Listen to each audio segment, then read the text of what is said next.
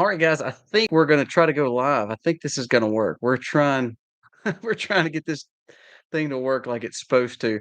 Our internet again, it's I don't know why it doesn't want to work sometimes. So let's see if we can get it going and see if this clip will come on. And I think we are actually live. So thank you so much for being here. If you let me know, I'm gonna put in the chat, send me some questions. Uh, questions for me, please. And put in all caps so I can read the questions as they come in. I can't answer them all, but we're going to talk a little bit about tariffs, and then I want to try to answer as many comments as I can. You know how this connection does. Sometimes this connection goes off, but if it does, we will catch back up and get back on. We have a great internet, and we're actually using Starlink, but for some reason, I think YouTube just sometimes doesn't like us. So, thank you so much for being here. I see some from Florida, Oklahoma, Mississippi. Great, thank you so much. Oh, California, Nebraska. Illinois, great questions. And put those in all caps so I can see those, and we'll try to answer those on some of the things that you want to talk about. I want to make a few mentions on some of the things I did not get to in today's video. I have a great video coming out at 5:30. Please check it out. I promise you what the video is about. I'm not going to let any secrets out there, but please go ahead and watch that video at 5:30 today. But there's some things that I did not get to touch in the video, and it was dealing with the tariffs. So I want to touch on that first, and we'll discuss that, and then shoot me some questions and I want to be able to get some of those. I do see one. Do you watch the Sean Ryan show? I do. I actually like the Sean Ryan show. The last one about the from Palantir was actually a very good episode, and I try to catch all the ones that he's got. And I really like Sean Ryan. I think he's a great podcaster. Actually, I like it the fact that he just lets people talk. I think that's what I like about his podcast. All right, so let me pull up the things I want to talk about today, and then again, shoot me some questions. Shortage of bees. Sandra, to be honest with you, that is a big deal. People are not talking about the bee shortage. I made mention of it in a video on here, and then also I showed you a new bee apiary on my Life of Kobe Mac channel. Bees are so important, and other pollinators are so important when it comes to our vegetables. I think a lot of people do not give them credit. Without the bee, without the pollinators, we have no high quality, non-GMO organic heirloom food. Simple as that, because they need cross pollination. They truly need it. Denise, I know we missed the Okie Homestead. I heard it was really good. I talked to Sean this last week, and he said it's phenomenal. All right, Aaron, I have not ran for office. I'm not thinking about running for office. To be honest with you, I'd probably get kicked out of any office that I would actually attend or get because I do not hold my tongue well and I speak pretty heavily on core conviction. So probably not going to get elected anytime soon. All right, let's talk about a few things right quick, and then we'll jump into some more questions. There was a new story came out today. It said Commerce Secretary Lutnick said that the tariff exemptions is not a tariff exemption. So today it came out that they were going to cut exemptions for certain things from China, a lot of electronics, and everybody's like, "Oh, well, that's great. That means he's giving in." That's actually not what was said. What actually was said was the tariffs were going to be very customizable, like they were with the pharmaceuticals that we talked about, when it comes to electronics, semiconductors, computers, and things like iPhones and so forth. The importance of that is this: if we don't push hard on certain things, then it's all for naught. And what I mean by it, that is this: do a broad tariff, that's fine. But what affects China the most would be simply the electronics. Think about it in the 80s. If it was not for tariffs and hard play, remember, we were losing the automotive sector of America, and we were losing it to Japanese cars. So when we put in a high tariff on cars from Japan and pinpointed that, what did it do? It brought Toyota here, it brought a lot of other dealerships here, but mostly Toyota was a big player during that time, and they started building automotives here. There was a new report that BMW was fixing to put and roll out a new plant here in the United States and up their production here, all because of tariffs. So I think when we pinpoint and we prick those things, I think the whole point of them saying it's chaos with the tariffs, I don't think it is. I think actually what they're doing is they're throwing it out there and allowing people to come to them, and then they start negotiating the tariffs. The White House said that they were getting $2 billion a day just in tariff surplus, which is a big amount of money. But one thing I want to mention is this: when they say that they're not going to include the semiconductors, they're not going to include the electronics, and they're saying it's a month or two off. That means China and America has about a month to figure out what they're going to do when it comes to the tariffs and deciding, for instance, if they're going to um, if they're going to work on some kind of deal or reciprocate a tariff. The one thing I want to bring up though is Just today, they said 130 countries have entered trade talks with the US. Now, if you heard last week, it was 50 and it was 75. Now it's up to 130 countries in our trade deals and trade talks with the US. The White House has announced that 130 countries are currently negotiating new trade deals with the United States. The National Economic Council Director Kevin Hassett highlighted these negotiations follow the introductions of the tariffs. It looks like chaos, but it's not. Here's the thing. I wanna pay attention. This is my thought pattern. You hear all these people saying it looks like chaos and it's terrible, it's hurting the markets. Think about what has happened the last 30, 40 years. We've had the same status quo with Congress setting policy, presidents going along with this, going along with our trade deficit, and we've become very dependent on the world. If you remember my video yesterday talking about being a big fat baby, if we become a consumer driven economy only, what we do is we become dependent on someone providing our goods for us. Now, why is that a big deal? Well, if we are dependent, then we're not sustainable. And I think what we've done is we're saying, okay, if we allow for these countries to be over us and we keep the same status quo that we've had for this long, what's going to happen is we're going to still keep a trade deficit. We're going to be unsupportable, meaning we're not going to have what we need in America, especially if we have another 2020. And then also, if we're only consumer driven, then if we come in need like pharmaceuticals, if there's civil unrest, if there's problems, if automotive needs are needing to be met and they're not, and we don't have those tariffs set up or we don't have those negotiations going on, the same status quo is going to put us in a deeper hole. So when people say, well, Trump's changing everything, well, actually, Trump is changing everything. And that effect is a good thing. The chaos is a good thing because if we keep the status quo going, then we're going to go broke even more than we already are. And then people are not going to depend on us anymore. If we start getting those people to come here, like so far, Toyota, BMW, Samsung, another electronic company, I can't remember out of Tennessee, all have said they're going to up their production. NVIDIA said they're going to invest almost $1 trillion in America to produce semiconductors. Those are the reasons the tariffs are very important. Do I believe that we're going to have tariffs on everybody in the next month? No. I believe the tariffs are going to bring everybody to the table. Did you hear what I said? Kevin Hassett said there is 130 countries in negotiations, including India, Japan, and South Korea. Some of the biggest trade deficits we have are with them, other than China, and they're coming to the table. And now he considers them friendly negotiations. That is huge. We cannot miss out on that. I think that that's what we've been missed out on so much is that everybody likes us because we tend to fund their bills for them. Everybody likes us because we're doing everything for them. Well, you know what?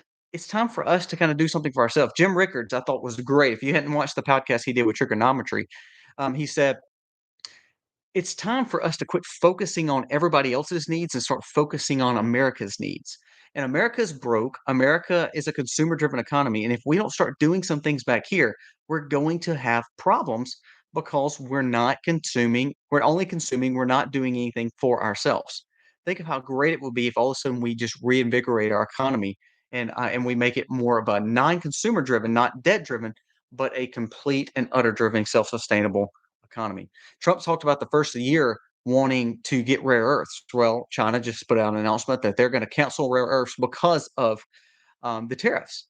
Well, Trump has been talking about rare earth minerals for 3 to 4 months about digging in Nevada, uh, digging in Alaska, digging across America, finding the things that we're needing, the minerals and nutrients that are in our ground, and also the things like the gases that we can then trade and barter for some of the other things that we're needing.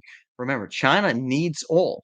Well, part of the reciprocal tariffs, or working through getting the rare earth from them would be okay, if we're going to buy from you, then you buy your fuel from us, not Russia.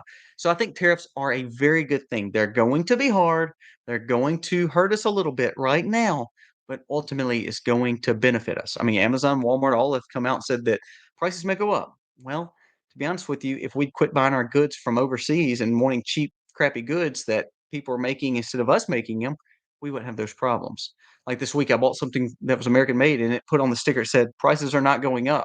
And the purpose of that sticker was just showing we don't have a tariff. It's made here, and we're going to keep on making it here.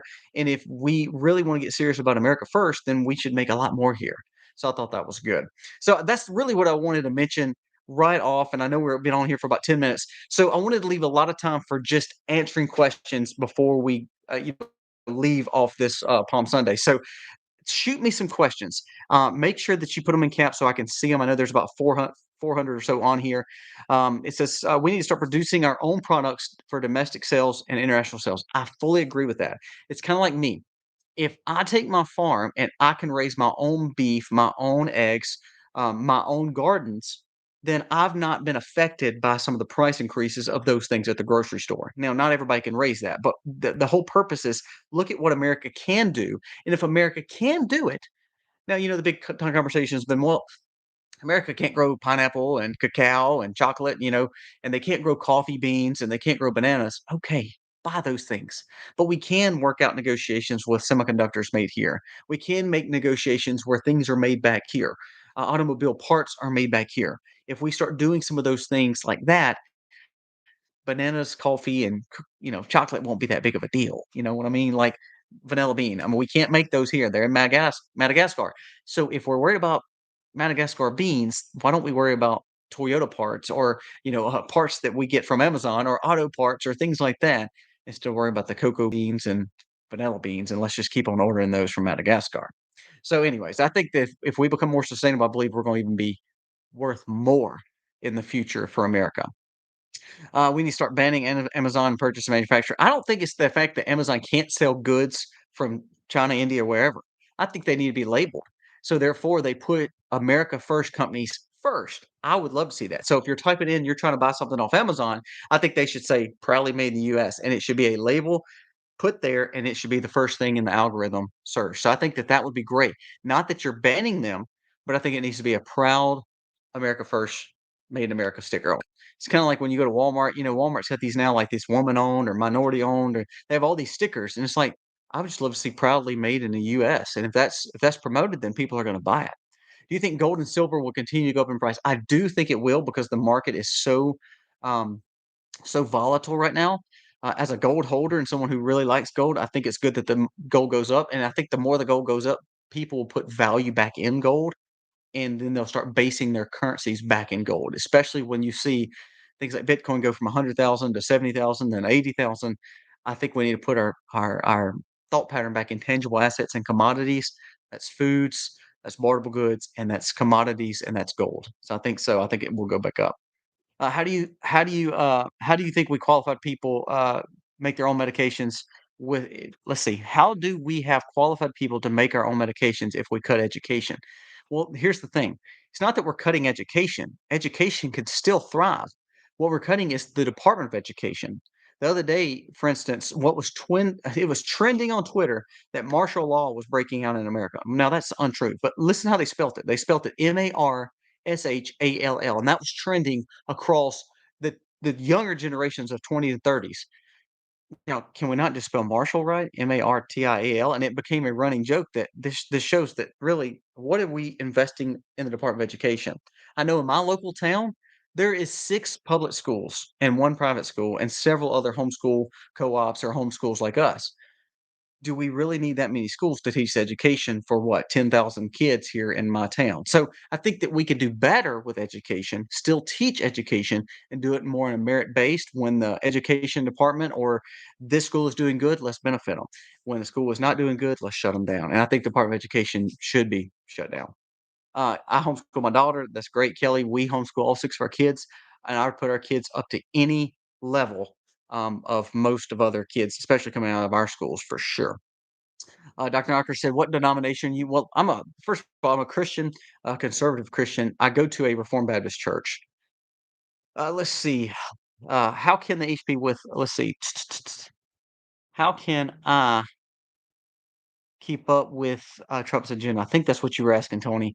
I think that you need to pay attention to the stories that are breaking and don't look at mainstream media.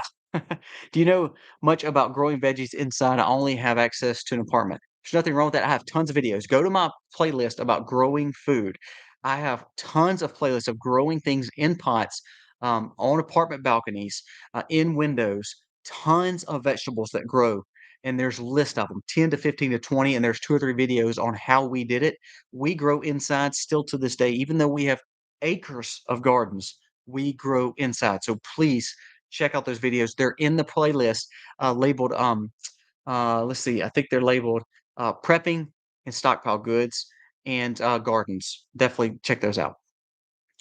Let's see, exactly. US made, Walmart used to advertise American made. Absolutely, Rusty. If we would get back to that, I think it would benefit Americans, and I think Americans would buy more. I really do.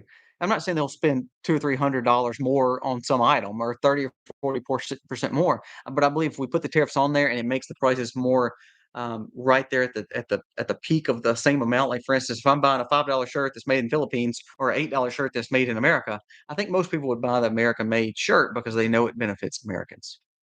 Let's see, we need to increase funding for education and get better teachers that teach old school writing. Blessings are us. Homestead said that. I believe that the teaching, I think we lost it when we got away from not just home education. I mean, I'm a homeschooler, so I believe in it. But some people I know can't teach from home. That's okay. I think the thing is, if we would learn to get back to the principles of true education, and I noticed in our areas we had a lot of churches that did schools and things like that, and that worked. It wasn't that they were indoctrinating them; what they were doing was just teaching them basic arithmetic and education. They were not indoctrinating them from a government standpoint. That's why I think less government in our life is a good thing, and more government in our life is not a good thing. So, I think that we need to pay attention to that. It's not the fact that we need to invest more in it. I think we need to benefit the schools that are doing well and penalize the ones that are not. Let's see. Homeschooling is the way both my children, all my children are homeschooled, and all of them are black belts. Me and Aiden both are. We're in three forms of karate. Love karate. I think it teaches great discipline. I think that was contributes to better health for me, but also um, Aiden's health for sure. What's your take on physical silver? I believe if you're going to buy silver and gold, I would buy silver and gold physically.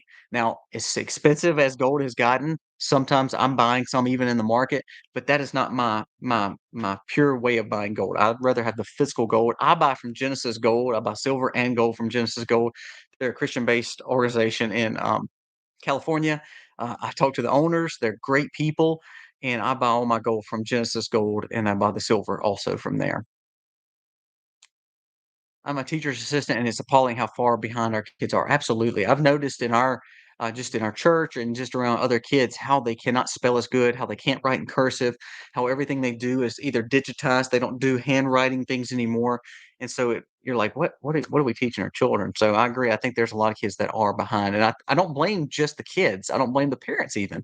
It's sad that we as parents may have pawned some of that off on our teachers, but what I do believe is that teachers are not doing the job that they should, and I don't think again, I don't blame just teachers. I blame the administrations and what they're having to teach. Do I need oxygen absorbers in Mylar bags? Yes, you need oxygen absorbers in Mylar bags if you are storing for major long term. So if I'm storing in Mylar bags like freeze dried foods from Harvest Right or that I'm actually producing, I'm going to put them in there, but if I'm just simply eating it over time, like if we freeze dry bananas or apples and we know we're gonna be eating those over the next year, I'm not putting oxygen absorber in there. But if I'm keeping it for long term, like if I'm putting out rice, flour, or anything freeze dried for years upon years, me and Misty are putting oxygen absorbers in there. I just bought one of your prepper bars from Genesis Gold. Great, Cheryl. I think Genesis Gold has a great thought pattern on the prepper bar, and I think that they're just a great company. I've bought from all of them. I bought from Rosalind. I've bought from, you know, oh my gosh, so many of them. Lear, I bought from all of them, but Genesis Gold to me, I can talk to the people there. They're good quality folks. They homeschool their kids too, and co-op, and I think they have a great outlook on Christianity. So I think it's good. Thanks for the thumbs up, guys. By the way. Let's see. Hey, shoot me some more questions right quick. I've got about 5 more minutes. I want to be able to answer these for you. And again, please remember to watch my video today. I think it's going to be a phenomenal video. I think that you're going to get a lot out of it. It may surprise you though. Where do you find recipes for handmade soap and any other household products? Hey, go back to some of our oldest videos, like 5 year ago videos, how to's. They're in our playlist. Misty has videos on how to make soap, how to make sunscreen, how to make lotions, how to make all kinds of stuff, elderberry syrup, tinctures, all those kind of things. Go check our playlist out. It's called How To's or 3 Minute Thursdays. Both of those are great. Check those out in our playlist, and they'll show you how to make a lot of that. Our soap, we make Misty just made tons of it just the other day to get ready because we age it for the coming year. So basically, We'll use some of it, but a lot of people buy it at Christmas, so we wanna make sure it's hardened up, so we actually start making it now. So go check that out over there. Let's see, best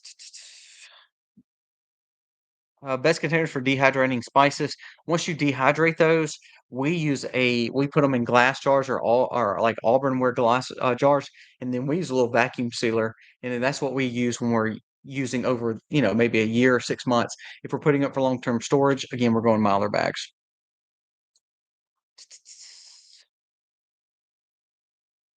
I made a secret Kelly said, "I made a secret cachet and buried it where, with seal envelopes."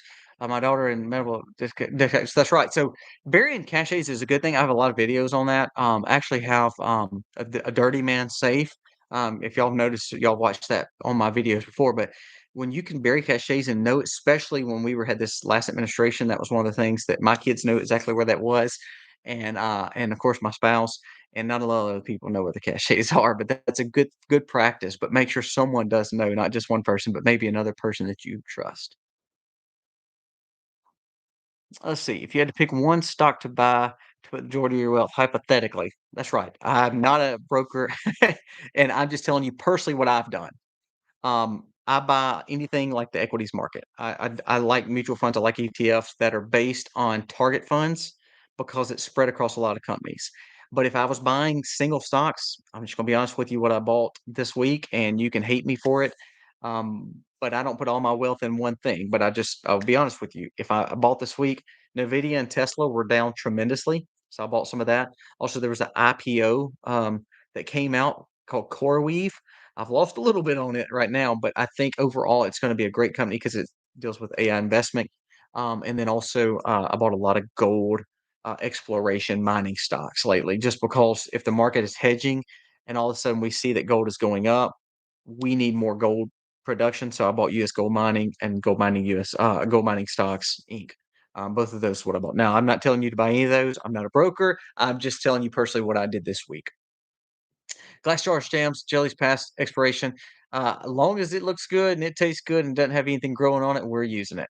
We're using plum jelly from 2021 as we speak. When do you start planting tomato seeds? Actually, I've already started planting. We're in zone 8B, so we started planting about 3 or 4 weeks ago.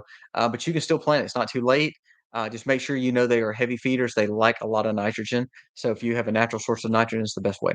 In food and valuable varieties, spices of life, absolutely. Food is the most invested and the thing that's went up the most over the last 3 years, more than any investment, is food. So make sure you're buying a lot of food. How long does meat stay good in the freezer?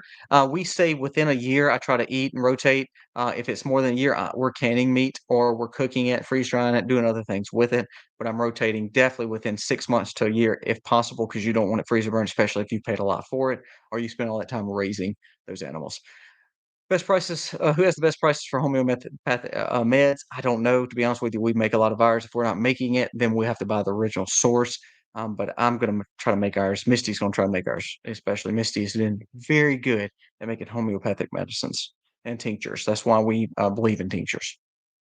All right, guys, I've got to jump off. I just wanted to get on just for a little bit, talk about the benefits of the tariffs and how they really can affect us. Now, please remember, I love doing these lives. I'm going to try to do at least 2 to 3 a week for at least the month of April because I do want us to enjoy time learning together and being able to bounce ideas off of each other. Also, remember the video coming out today at 5:30. It is a phenomenal video. I'm telling you, it is a great video, and I think that you need to pay attention to it because it's going to talk about something that's very important when it comes to sustainable in America. So check that out. Talks about the farm. Talks about a new world order. So please check that out. 5:30. Do not miss it. Thank you so much for watching, and we appreciate you to get on the lives. Share our channel. We need your help. We need your support because I think the more we talk truth, the more they don't like it. So keep sharing our channel, guys. Thank you so much for watching. God bless.